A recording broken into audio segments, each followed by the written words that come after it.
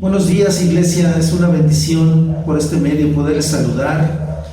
Se les extraña mucho, que más quisiéramos estar en la reunión como siempre, pero damos gracias a Dios porque en medio de esta situación tan complicada, tan difícil, que ya vamos casi para 100 días, podemos levantar nuestra mano y decir: Señor, tú has sido fiel.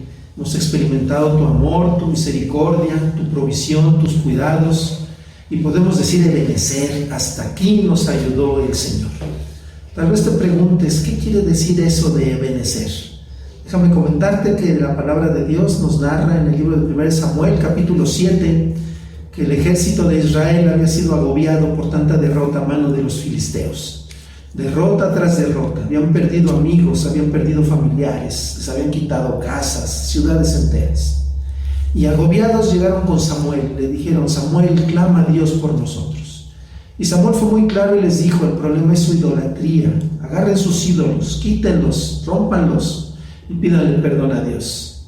La Escritura sigue narrando que el pueblo de Israel hizo caso, agarró sus ídolos, las imágenes de Astarot, de Acera, de Baal, los rompieron y fueron con Dios y pidieron perdón por esa idolatría que ellos tenían. Cuando estaban en eso, cuando estaban ofreciendo sacrificios, estaban en oración, cuando estaban humillándose delante de Dios, llegó el ejército filisteo y empezaron a atacarlos. Pero clamaron al Señor y Dios oyó su clamor y Dios les dio una victoria impresionante. Y en señal de eso, dice la Escritura, que Samuel levantó una piedra entre dos ciudades y dijo: Ebenecer, hasta aquí nos ayudó el Señor. Y nosotros podemos decir igual manera: Señor, en medio de esta situación mundial, en medio de esta situación que nos lleva a estar en el pozo de la desesperación, en el lodo cenagoso, Señor, cuando estamos en el valle de sombra de muerte, tú eres nuestro amparo, nuestra fortaleza, y podemos decir: Ebenecer, hasta aquí nos ayudó el Señor. Y te invito a que con una actitud de adoración, de reverencia, una actitud de adoración, llevemos una oración para poner este tiempo en las manos del Señor.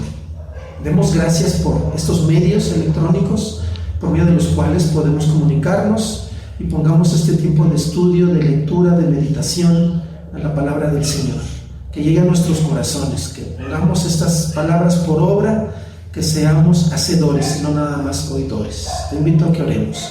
Si estás con tu familia, te invito a que se tomen de las manos y juntos podamos orar y decir: Señor, en esta hora te damos muchas gracias porque podemos decir: Ebenecer, hasta aquí nos ayudó el Señor. Gracias, Señor, porque seguramente escucharemos testimonios poderosos de tu gracia, de tu poder, de tu amor, de tu provisión, de tu misericordia, Señor. Te damos gracias por ello, porque tú no has permitido que plaga nos toque, Señor, porque tú nos has guardado en el hueco de tu mano. Y te damos gracias, Señor. Es cierto, estamos pasando por problemas difíciles económicos, problemas difíciles de salud, problemas difíciles en nuestra sociedad, de todo tipo, Señor. Pero confiamos que tú tienes un plan para todo esto. Confiamos en que tú quieres hacer algo en nuestras vidas. Nos estás llevando a crecer, a madurar, a despertar, a salir de apatías, de mucha indiferencia, Señor. Y te doy gracias porque tú, que has comenzado la obra, la terminarás. Señor, permite que tu palabra llegue a nuestros corazones y podamos ponerla por obra. Y pongo en tus manos a cada uno de mis hermanos que en sus hogares están escuchando esta predicación, Señor, y te ruego que tú toques sus vidas, que tú les suplas toda necesidad, Señor, y te doy gracias nuevamente por tu palabra. En el nombre de Cristo Jesús oramos. Amén. Estos días, estos domingos, hemos estado en un estudio expositivo sobre la epístola a los Hebreos. Estoy seguro que ha sido de bendición para tu vida. Yo te preguntaría, si estuviéramos ahí, que como extraño estar ahí, te preguntaría: ¿qué bendición ha llevado a tu vida el estudio de esta carta? ¿Qué reflexiones has llegado? ¿Qué cambios ha habido en tu vida al tener estos estudios de la carta a los Hebreos? Yo estoy seguro que sí, ha habido grandes cambios en tu vida. A modo de testimonio te digo que para mí este es uno de mis favoritos libros de la Escritura. Es uno de los libros que más disfruto leer. Y esta carta posee varias características que la hacen única. Vamos a mencionar algunas. El tema de Hebreos es la fe. Es el tema de Hebreos, la fe. Pero lo más importante es que no nada más nos dice la fe, se refiere a cuál es el objeto de nuestra fe. Muchas veces escuchamos que nos dicen: es que no tengo fe suficiente, me falta fe. Como si fuera algo que podemos comprar por kilo o por medio kilo y aplicarlo a nuestra vida. Hebreos nos dice lo que es la fe y el objeto de nuestra fe. Y el objeto de nuestra fe es Cristo. No importa qué tan poquita sea esa fe que tienes, pero si está puesta en Cristo, nos dice Hebreos que es más que suficiente. Otra característica es que Hebreos es uno de los 3 comentarios del Nuevo Testamento sobre un versículo del Antiguo Testamento. Habacuc 2:4 dice: mas el justo por su fe vivirá. Y encontramos este concepto explorado y amplificado en 3 libros del Nuevo Testamento: Romanos, Efesios y por supuesto Hebreos. Romanos toma la parte de la justicia de Dios, Efesios toma de cómo vivir por medio del Espíritu todas las promesas de Dios y vivir una vida de acuerdo a la voluntad de Dios, y Hebreos toca el tema de la fe. Hebreos es el libro más cristocéntrico que vas a encontrar en el Nuevo Testamento. Se enfoca en el carácter y en el poder redentor de Jesucristo. Por esta razón, es uno de los libros más apropiados para leer, para meditar, para estudiar en estos tiempos de desánimo, de desaliento, de derrota, de depresión o de angustia. Si vemos a Jesucristo como Él es, no podremos menos que estar firmes en la fe. Si nuestra fe está arraigada en Cristo, tenemos todo el poder que necesitamos para llevar a cabo la voluntad de Dios en nuestras vidas. Otra de las peculiaridades que hacen especial este libro de Hebreos es que contiene 5 advertencias sumamente apropiadas para nosotros hoy en día, más con la situación que estamos viviendo. La primera advertencia la encontramos en Hebreos capítulo 2, versos del 1 al 3, donde nos advierte: no dejemos de escuchar a Cristo, porque si lo hacemos nos vamos a desviar. La segunda advertencia la encontramos en Hebreos capítulo 3, versos del 12 al 15, donde la advertencia es: no endurezcas tu corazón. Hacerlo nos lleva a la incredulidad y a alejarnos de Dios. Y la tercera advertencia la encontramos en los textos que vamos a ver el día de hoy, en Hebreos capítulo 5, versos del 5:11 al 6:3. Vamos a encontrar la tercera advertencia. Te invito a que ahí en tu casa abras tu Biblia y que puedas leer conmigo estos versículos del libro de Hebreos. Voy a usar la Nueva Traducción Viviente para la lectura de la palabra. Dice así la palabra del Señor. Está hablando el capítulo 5 sobre el sumo sacerdocio que tiene Cristo. Tenemos un sumo sacerdote del orden de Melquisedec. Nos hace la invitación a acercarnos confiadamente al trono de la gracia y nos está enseñando acerca del sacerdocio de Cristo. Y Él está diciendo aquí: nos gustaría decir mucho más sobre este tema, sobre el sacerdocio del Señor del orden de Melquisedec, pero es difícil de explicar, sobre todo porque ustedes son torpes espiritualmente y tal parece que no escuchan. Hace tanto que son creyentes que ya deberían estar enseñando a otros. En cambio, necesita que alguien vuelva a enseñarles las cosas básicas de la palabra de Dios. Son como niños pequeños que necesitan leche y no pueden comer alimento sólido, pues el que se alimenta de leche sigue siendo bebé y no sabe cómo hacer lo correcto. El alimento sólido es para los que son maduros, los que a fuerza de práctica están capacitados para distinguir entre lo bueno y lo malo. Así que dejemos de repasar una y otra vez las enseñanzas elementales acerca de Cristo.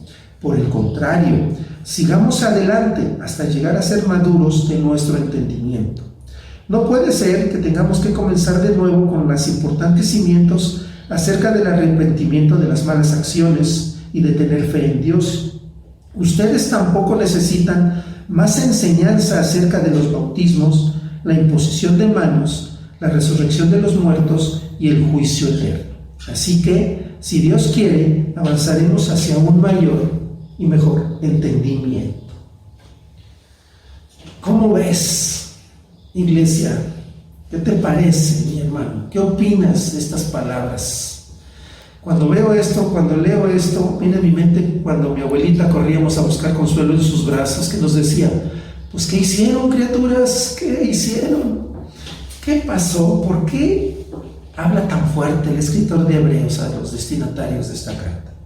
¿Cuál es la razón por la cual el escritor de Hebreos es tan duro y habla con palabras tan fuertes? Para responder a esta pregunta, yo te invito a que leamos, que observemos detenidamente lo que dice de ellos esta carta sobre estas personas, nuestros hermanos en Cristo? ¿Qué notamos? ¿Qué vemos? Por ejemplo, en 5:12 vemos que dice que se les llama creyentes, o sea, en la mayoría eran creyentes. Hebreos 3:1 los describe como aquellos que pertenecen a Dios y que tienen parte con los que han sido llamados. Definitivamente eran creyentes.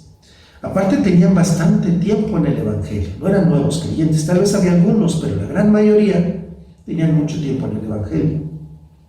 Aparte, Hebreos 6:10 nos dice que pues, no eran ricos, pero tampoco eran muy pobres, de tal manera que tenían para compartir, para ayudar a otros creyentes. Padecían persecución debido a que eran cristianos. Algunos habían sufrido la pérdida de sus bienes de una manera violenta.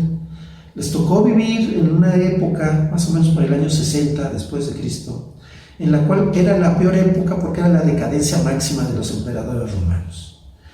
Problemas serios, económicos, políticos, sociales, comerciales, de toda índole. Aquí es donde encontramos la razón por la cual la tercera advertencia del libro es tan importante, es tan seria, es tan severa. ¿Qué es lo que pasaba? Se habían dejado dominar por la apatía. ¿Qué es la apatía? ¿Qué concepto tienes tú de ser una persona apática? Si agarramos un diccionario y buscamos la definición, vemos que apatía es el estado de desinterés y falta de motivación o entusiasmo en que se encuentra una persona y que la hace indiferente ante cualquier estímulo. Como es importante, permite repetirla. Apatía es el estado de desinterés y falta de motivación o entusiasmo en que se encuentra una persona y que la hace indiferente ante cualquier estímulo. ¿Por qué decimos que el pueblo de estas personas, los destinatarios de esta carta, estaban llenos de apatía? Hebreos 5:11 los describe, tal parece que no escuchan. La versión Reina Valera define, son tardos para oír. Y la nueva versión internacional, me gusta mucho cómo traduce esta parte, lo dice así: lo que les entra por un oído, les sale por el otro. Un grupo de creyentes con bastante tiempo en el Evangelio, que ante las circunstancias de la vida, lo que estaban viviendo, habían tomado el camino de la apatía, habían tomado esa decisión, ser desinterés, falta de motivación, indiferentes a todo. Y esa apatía los condujo a la inmadurez, a permanecer estáticos, a perder tiempo y oportunidades, a estancarse. No había ningún tipo de crecimiento, espiritualmente estaban mal. De hecho, lo traduce aquí Hebreos 5:11, torpes espiritualmente. Son palabras fuertes, iglesia. Ahora entendemos que la dureza, la seriedad y la importancia de esta tercera advertencia. ¿Cuál es la tercera advertencia que nos hace el escritor de Hebreos? Es inaceptable seguir siendo un bebé en nuestra vida espiritual. O para decirlo de otra manera, es inaceptable no crecer en nuestra vida espiritual. No puede ser. Esa es la advertencia. Y es la más seria que encontramos en la carta a los Hebreos. Podemos con esto hacer un resumen y ya ver el cuadro total, íntegro, el cual tendrá aplicaciones a nuestras vidas. Los destinatarios de esta carta eran personas que llevaban bastante tiempo en el Evangelio, eran creyentes, eran llamados como pertenecientes a Dios, pero ante las circunstancias adversas por las que estaban atravesando, optaron por la apatía, tomaron la decisión de ser apáticos, optaron por la opción de no crecer, la cual los llevó a ser inmaduros, los cuales los llevó a no aplicar a su vida los conocimientos que ya tenían, porque tenían mucho conocimiento, pero sin embargo no tenían la capacidad de tomar decisiones morales correctas. ¿Ok? Ya diagnosticamos la enfermedad, la apatía, la inmadurez, la falta de crecimiento, que es lo que nos hace la advertencia. Es inaceptable no crecer en nuestra vida espiritual. ¿Cuál es la medicina, iglesia? ¿Cuál es la solución a la inmadurez? ¿Cuál es la solución a la apatía? ¿Cuál es la solución para crecer espiritualmente? Te invito a que veas el verso número 1 de Hebreos, donde dice: así que dejemos de repasar una y otra vez las enseñanzas elementales acerca de Cristo. Por el contrario, mucho ojo, sigamos adelante hasta llegar a ser maduros en nuestro entendimiento. Esa es la solución, mis hermanos. Seguir adelante hasta llegar a ser maduros en nuestro entendimiento. Perdón.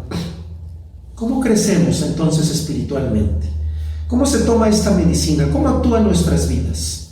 ¿Qué hacemos? ¿Cómo le hacemos para seguir adelante hasta llegar a ser maduros? Uno de los mayores obstáculos que tenemos para crecer espiritualmente es que intentamos cambiar lo que hacemos en vez de cambiar lo que somos. Y si queremos hacer esto por nuestros propios medios, nos vamos a frustrar una y otra vez. Porque cambiar lo que somos, cambiar lo que llevamos adentro, cambiar patrones de comportamiento, cambiar tendencias, cambiar vicios, cambiar todo ese tipo de cosas por nuestros medios es algo complicado, por no decir que imposible, nos vamos a frustrar. Por eso es que para cambiar lo que somos, el crecimiento espiritual se basa en 4 puntos a los cuales te invito a que prestemos atención. El primero es el nuevo nacimiento. Tú recordarás ese encuentro que tuvo Nicodemo con Cristo. Nicodemo se acerca al Señor de noche para que nadie lo viera y empieza a alabar al Señor. ¿Qué le contesta al Señor? Casi lo puedo ver decirle: bájale tantito, tranquilo, es necesario nacer de nuevo. Es necesario nacer de nuevo. No podemos hablar de crecimiento espiritual si no tenemos una vida espiritual. Es lógico.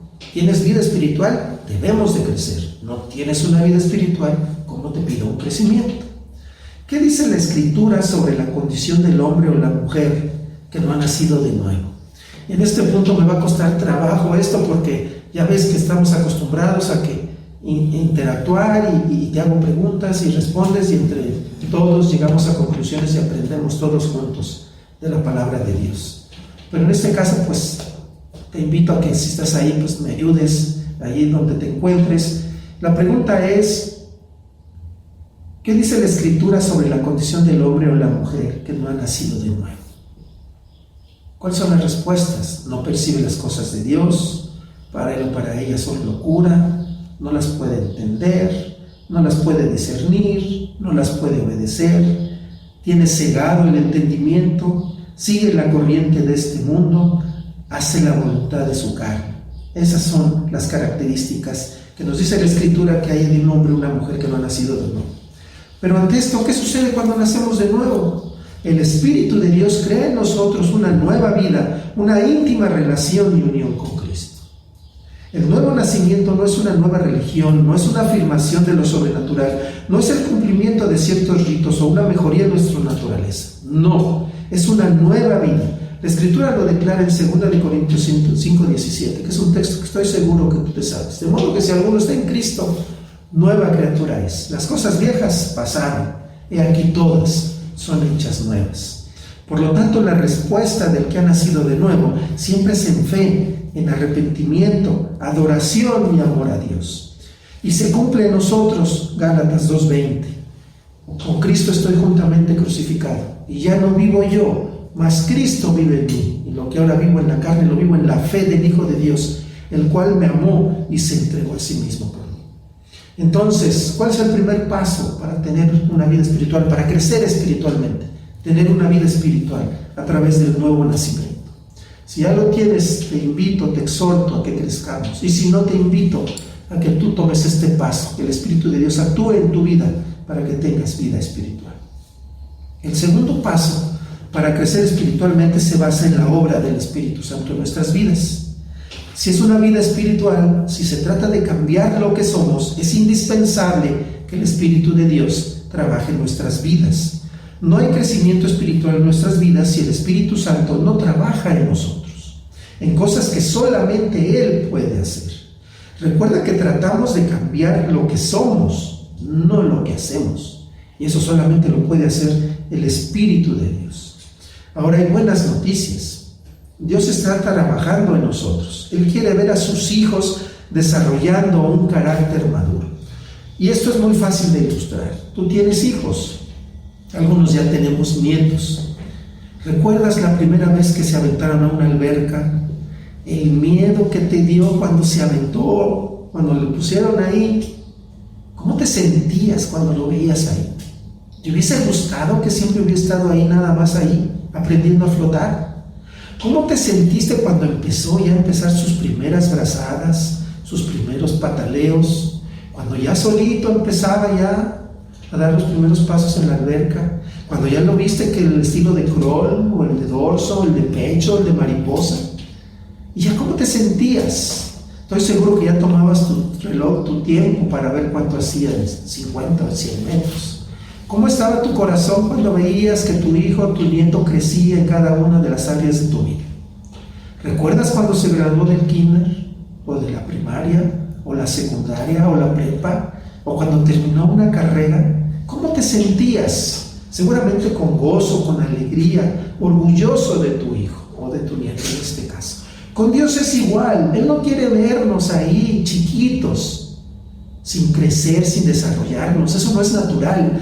Dios quiere que sus hijos crezcan, que desarrollen un carácter maduro. Él quiere que crezcamos espiritualmente.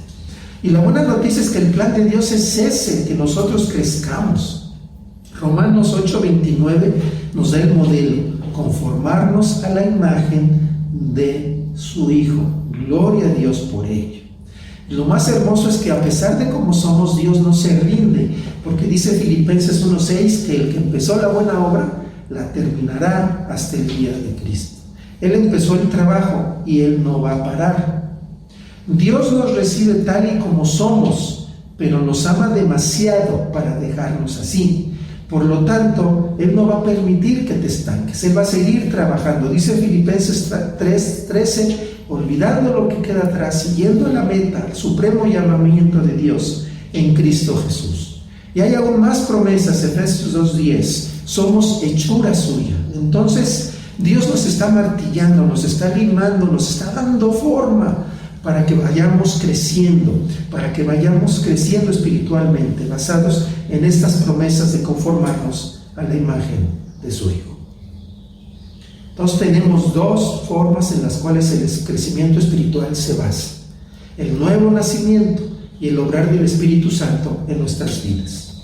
El tercer punto es en un conocimiento de la gracia de Dios. Y aquí quiero que subrayes esto, mi hermano, iglesia, por favor. No puede haber crecimiento sin conocimiento. No puede haber crecimiento sin conocimiento. No puede ser. Es muy diferente saber sobre Dios que conocer a Dios. Son cosas muy distintas. Hoy en día tenemos mucha información. Tú puedes poner ahí en Google Dios y verás cuántos enlaces te va a mandar. Millones. Lo veo en mis nietos, mis hermanos. Estos días que han estado en casa los he visto caricaturas de dinosaurios. Y no tienes idea la cantidad de enlaces que les mandan. Y con esta manera tan fácil, caricaturas de superhéroes. Y el aparatito les contesta y les da un montón de información. Tenemos mucha información sobre Dios. Conocemos cada uno de sus atributos. Podemos citar de memoria su palabra, capítulos completos. Pero, ¿realmente conozco a Dios? ¿Realmente conozco a Cristo? ¿Tengo una relación personal con Él? Esto lo hemos visto en predicaciones anteriores, en estudios anteriores, a través de Carlos, Luis, un servidor. ¿Qué es una relación con Cristo? Es algo que requiere tiempo, no es algo que se da de la noche a la mañana. Es algo que tenemos que implementar, es algo que tenemos que cultivar. Una relación personal con Cristo lleva tiempo. Es ser sinceros, es abrirnos, es decirle al Señor todo lo que nos pasa, qué nos gusta, qué no nos gusta. Si estamos enojados con Él, ¿por qué? Si estamos decepcionados con Él, ¿por qué?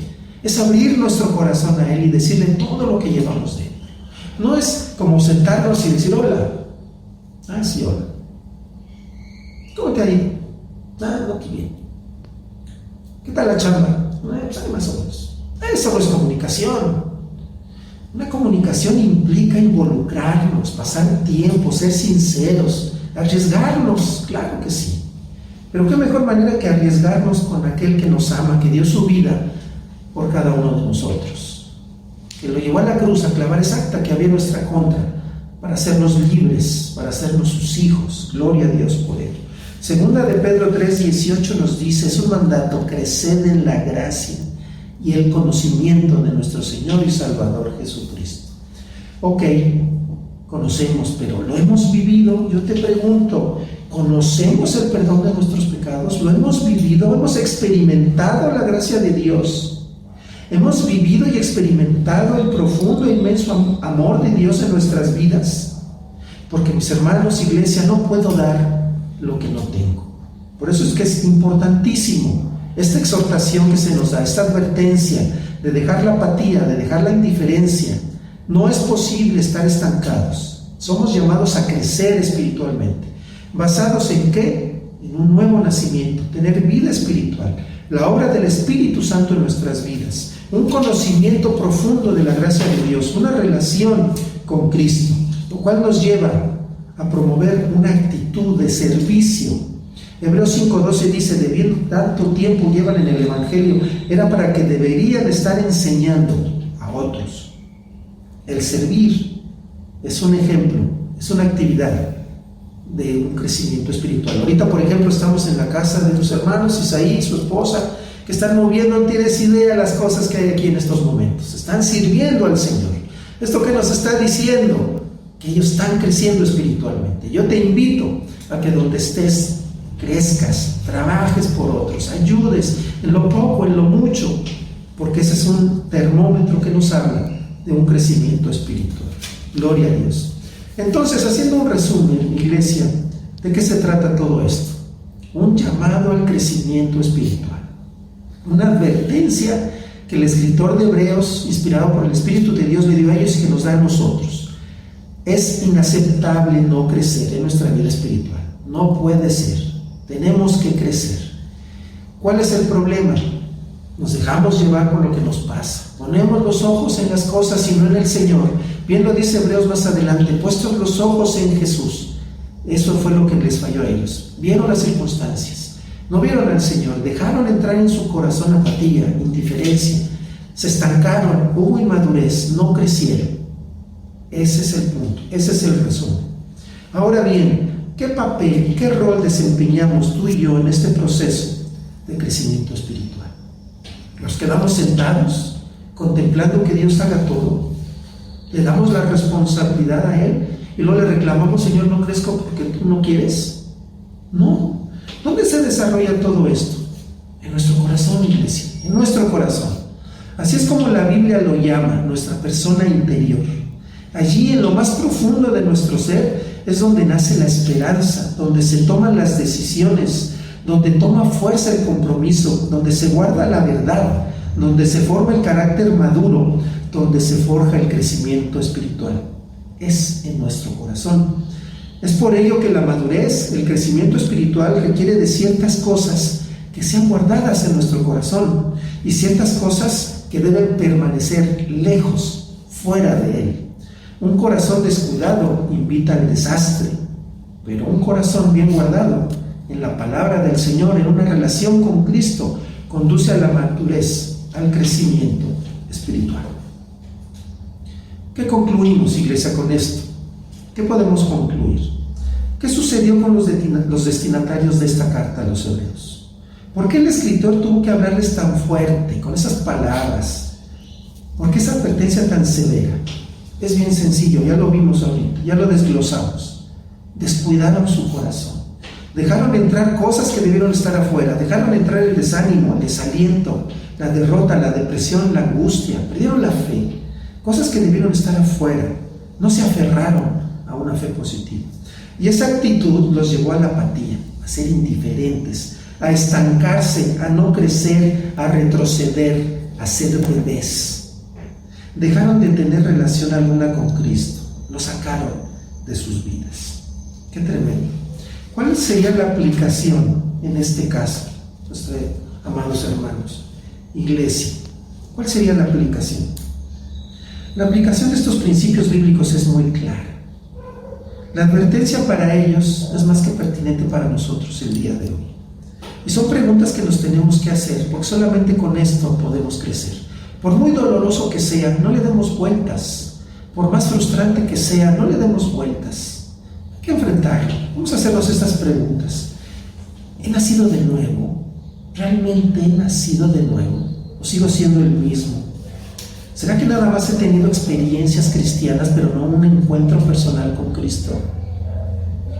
¿He dejado que el Espíritu Santo trabaje en mi vida o sigo siendo yo el dueño y Señor de mi corazón? ¿Sigo haciendo mi voluntad por sobre todas las cosas? En mi saturada agenda diaria, ¿tengo tiempo para mantener una relación con Cristo o le doy las obras de mi tiempo? ¿Cómo actúo en base a esto? Porque al Señor debemos darle el primer lugar en nuestras vidas, no las obras. ¿Te gustaría que llegaran con un helado todo chupado, con unas flores todas marchitas, con unos zapatos todos rotos? Seguramente sí, cierto que no. Con Dios es lo mismo. No podemos darle las obras de nuestro tiempo. ¿Conozco al Señor? ¿Realmente lo conozco? ¿He vivido su perdón? ¿He experimentado su perdón? ¿Conozco su amor? ¿Lo he vivido? ¿Cómo anda mi corazón? ¿Qué cosas he permitido que entren? ¿Qué cosas he permitido que salgan sabiendo que está mal? ¿He descuidado mi corazón? Porque dependiendo de estas preguntas, de estas respuestas, podemos responder a la pregunta principal. ¿Estoy creciendo espiritualmente? ¿Realmente estoy creciendo o estoy estancado? ¿Soy un bebé? Sería bueno que preguntáramos a las personas que nos rodean, que son sinceras, que nos dijeran realmente, porque a Dios no lo podemos engañar. Por eso yo te invito a que en esta hora confesemos a Dios todo nuestro andar, lo que hay en nuestro corazón, y vamos a pedirle que sea su Espíritu que nos guíe, que nos fortalezca para seguir adelante, para poder tener un carácter maduro y para poder crecer. Creo que nos pasamos de la raya cuando le decimos a Dios: Señor, mira, pues nada más esta área de la vida, mira, aquí sí, no, aquí no, y queremos taparlo con un dedo pensando que Dios no lo ve o no lo sabe. Pero déjame darte, para terminar ya, una lectura del Salmo 139. Mira lo que dice la Escritura, y esto a colación de que no tomamos el valor de decirle a Dios las cosas como son, que tratamos de ocultarlas o enmascararlas de alguna manera. Mira lo que dice la palabra en el Salmo 139. Oh Señor, has examinado mi corazón y sabes todo acerca de mí. Sabes cuándo me siento y cuándo me levanto. Conoces mis pensamientos aun cuando me encuentro lejos. Me ves cuando viajo y cuando descanso en casa. Sabes todo lo que hago. Sabes lo que voy a decir, incluso antes que lo digas, Señor. Vas delante y detrás de mí. Pones tu mano de bendición sobre mi cabeza. Semejante conocimiento es demasiado maravilloso para mí. Es tan elevado que no lo puedo entender. Podemos escaparnos del Señor si aquí varias veces nos dice: sabes todo acerca de mí. Todo. Y todo es todo, iglesia. Todo. Entonces te invito a que con una actitud de adoración, de reverencia, de humildad, vayamos con el Señor y le digamos: Señor, pues te voy a decir lo que ya sabes, pero tú quieres que yo te lo diga. Porque se trata de rendirnos al Señor, no de defendernos, no de declarar. Se trata de rendirnos al Señor, de entregarle todos nuestros sueños, nuestros anhelos, nuestras metas, todo lo que tenemos, todo lo que somos, de modo que no haya ídolos en nuestro corazón. Eso sí tienen que estar afuera. Los ídolos son afuera, no adentro.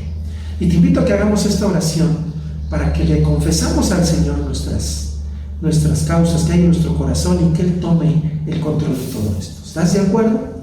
Yo te invito a que, si puedes, ahí en tu casa dobles las rodillas, pero más importante es que humillemos nuestro corazón y le digamos al Señor: Padre, gloria a tu nombre, Señor, porque tú vives, porque no somos el fruto de un capricho estadístico, de casualidad o de evolución, sino que fuimos creados a tu imagen y semejanza, conforme a tu voluntad.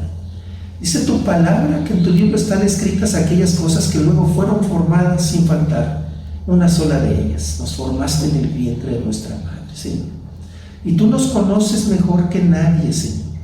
Tú sabes cuáles son nuestras aptitudes, qué es lo que nos gusta, lo que no nos gusta. Tú sabes lo que hacemos en la luz, en la oscuridad. Conoces nuestros pensamientos más profundos. Conoces las intenciones de nuestro corazón. Y tú sabes perfectamente bien cómo estamos delante de ti.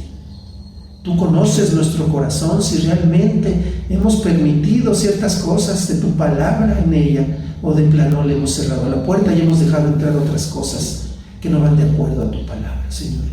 Por eso en esta hora, en una actitud de humildad, Señor, declaramos que, Señor, sin ti no podemos hacer nada, Padre.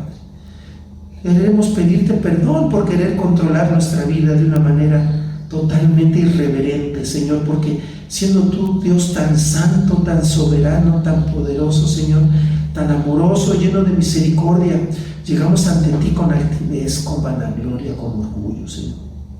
Perdónanos, Padre. Y te ruego, Señor, que en esta hora tú tomes nuestras vidas, Señor. Y te ruego, Señor, que tú podamos volver a nuestro primer amor, Señor. Que tú hagas en nuestras vidas aquello para volver a nuestro primer amor, Señor. Que sea tu Espíritu quien actúe en nuestras vidas, Padre. Que nos dé el poder y la fuerza, Señor, para poder quitar toda apatía y toda indiferencia y toda inmadurez de nuestras vidas, Señor. Que tu Espíritu actúe, Señor, en nuestras vidas, Señor, en todas las áreas de nuestras vidas. La emocional, la área física, nuestros pensamientos, nuestros sentimientos, nuestras emociones, nuestra voluntad, Padre, todo rendido a ti, controlado por tu Espíritu, Señor. Porque tú quieres que crezcamos, que dejemos de ser inmaduros, que sigamos adelante a un crecimiento espiritual, a un varón perfecto a la estatura, Señor, ser semejantes a tu Hijo, Señor. Qué verdad más maravillosa, que no entendemos, pero está en tu palabra, Señor. Pongo a cada uno de mis hermanos en tus manos, Padre. Tú conoces la situación que están viviendo, Señor. Todos estamos viviendo ahorita situaciones de desánimo, de desaliento, de preocupación por esta situación que vivimos, Señor.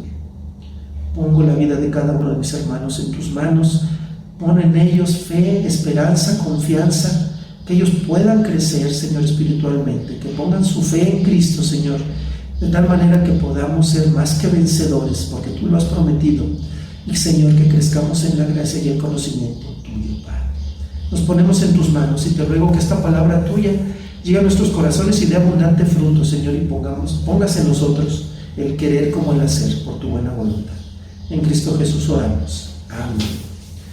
Mis amados hermanos, gracias a Dios por su palabra. Sabemos que no volverá vacía.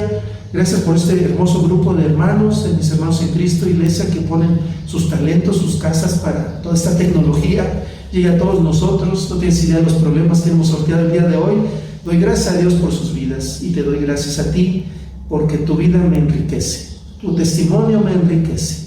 Y te doy gracias porque juntos debemos crecer en la gracia y el conocimiento de nuestro Señor y Salvador Jesucristo. Desde aquí te abrazo fuerte y oro por ti. Dios te bendiga. Gracias.